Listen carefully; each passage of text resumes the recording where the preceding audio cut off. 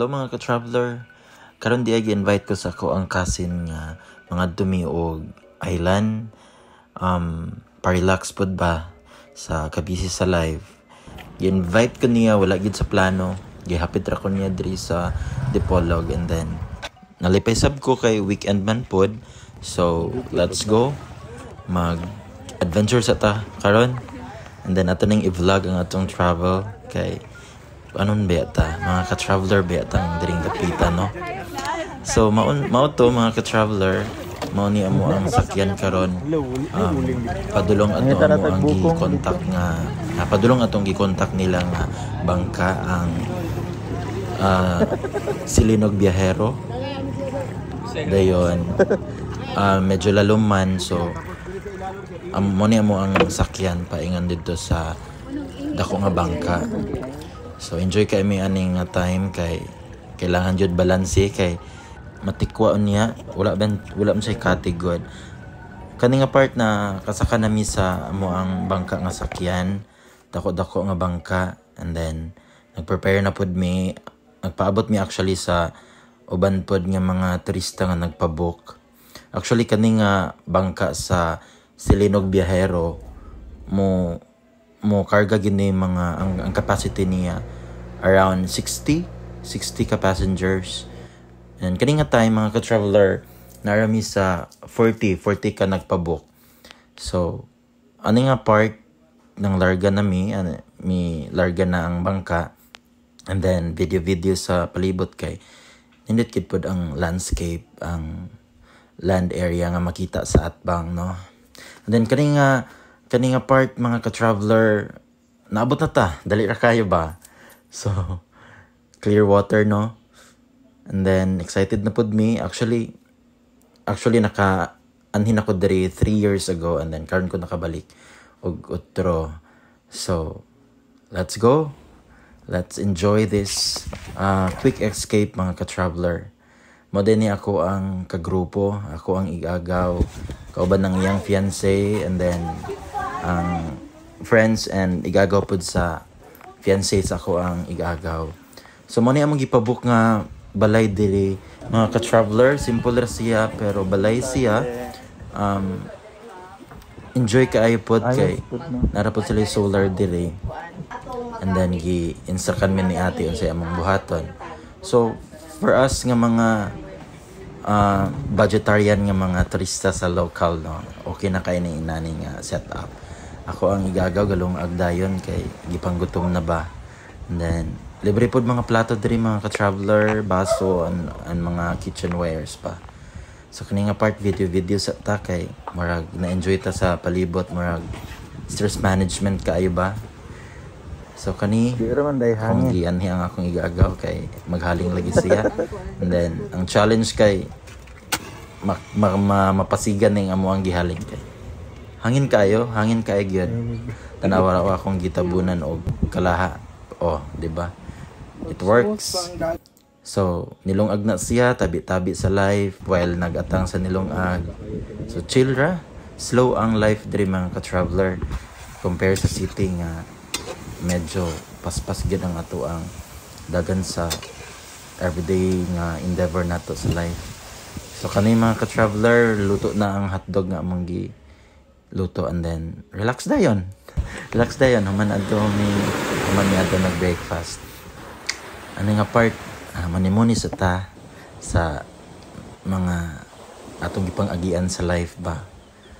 Higda kay grabe jud ka fresh ang hangin. Ang imo ang malanghap diri mga ka-traveler.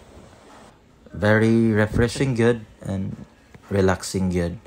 So wala na paglangan-langan abang din mi sa bike diri nga magamit para mag-stroll sa island.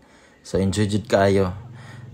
Especially sa view and then green grass and then clear water, white sand. Perfect jud kaayo nga place ba para ma-rejuvenate, ma-refresh. Kung sa pa na diha ma-unwind, that's the term. So syempre, vlog. Welcome to Silinog Island. Wow. O diba mga ka-traveler, dangag kayo? Wala gyud angay mag-vlogger ba? Pero syempre mga ka-traveler, enjoy jud ka itad diri nga part. Actually wala jud ko nag-expect makabalik ko diri kay wala gid sa plano. Actually nagplano mi before sa ako ang igagaw kani siya kaning na busy og picture. Nagplano gid mi before nga mag island hopping kay syempre reward food sa self ba. Human sa atong paningkamot, human eskwela, karon nakatrabaho, and then karon kuyog pagyud ang iyang fiancé. So perfect jud kayo nga moment. Hello mga ka-traveler. Here we are at Silinog Island, Dapitan City, Philippines. Bike taron. Libot sa island. Namay kuha kay akong paliton. Wala mo isda. Namay kuha dong. Ay, kuha isda. Di ra mo mahulog diha. Kinsa may nakakuha ng isda? Kuya? Agay.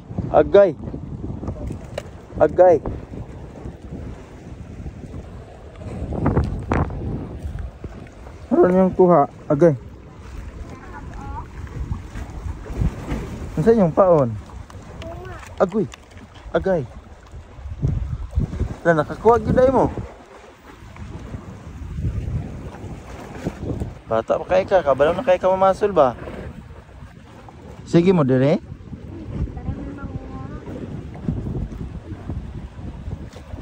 Nice one.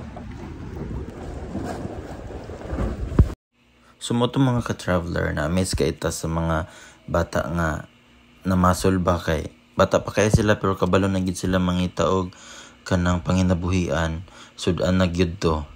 So ani nga part mga ka-traveler ni hunong sa ta kay nag-video lagi kay solo na to ang lugar ani nga time. Kani gid nga part mga ka-traveler na naay isda nga namalhan ba kay nag low tide bitaw and then nabilin sila ani nga area ani nga part. Hunas man kaayo. So amazing kaayo gyud kay naagyoy sulod naagyoy isda diri ba. Daghan jud kang makuha nga mga pagkaon sa dagat. Ani nga time mga ka-traveler, diri na ang the best food sa amo ang adventure diri sa island kay padulong na siya kilom-kilom, padulong na gabi and then nag-prepare nami sa amo ang food for the night para among panihapon, nag-barbecue, nagsugba and then of course tigid mawala ning ato ang pangmalakasang bonfire mga ka-traveler. Bibo na dayan kayo, lingaw na dayan kayo ang gabi. Kompleto na. The best. Fast forward dayon mga ka-traveler. Buntag na dayon. Time na para manguli o mabalik sa to ang tagsa-tagsa ka gigikanan. Back to reality na dayon ta mga ka-traveler. Pero agian ni na relax ta, nakalma nga to ang mind, na unwind, na rejuvenate. So thank you kaayo Silinog Island for giving us the time to relax and to regain our energy as we get back to our work.